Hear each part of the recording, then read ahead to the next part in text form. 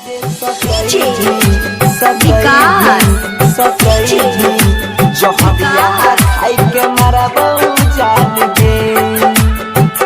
आप सुन रहे हैं बंसीधर चौधरी से। कायल होता शादी हमरा छोड़ के चल जाइबी, दोसरा नाम के मेहंदी अपना हाथ में लगाइबी।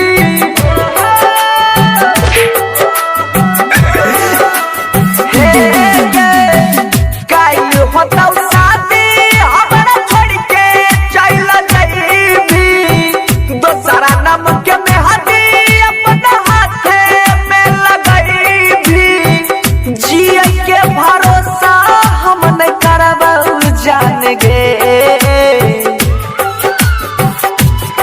हम दीवाना छियौ गे, हम दीवाना छियौ हमरा जे सकै भी जहरिया खाई के मरब जान गे, जान गे।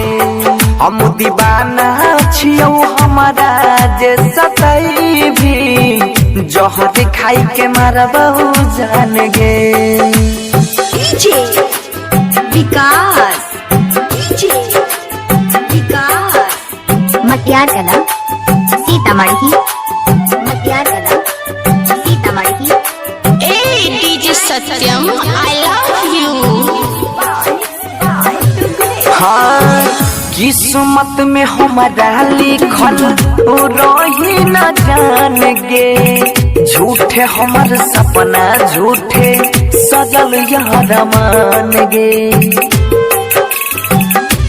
हाँ किस्मत में हमारा लिखल और रही न जान गे, झूठे हमर सपना झूठे सजल यार मान गे। कोई के गजदारी बन गेले मान गे, कहरी हो जान मानरी हो भगवान गे।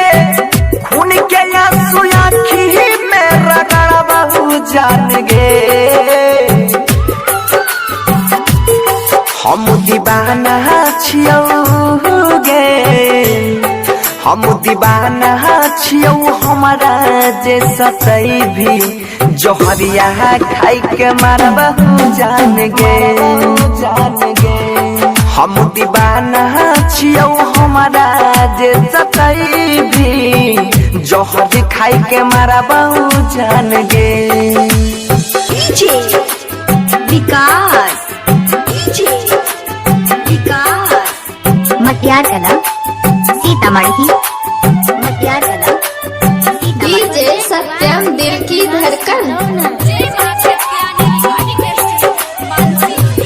हाँ हाँ हम नहीं जाना लिया हुए दाना बन भी कठोर गे, हमरा छोड़ के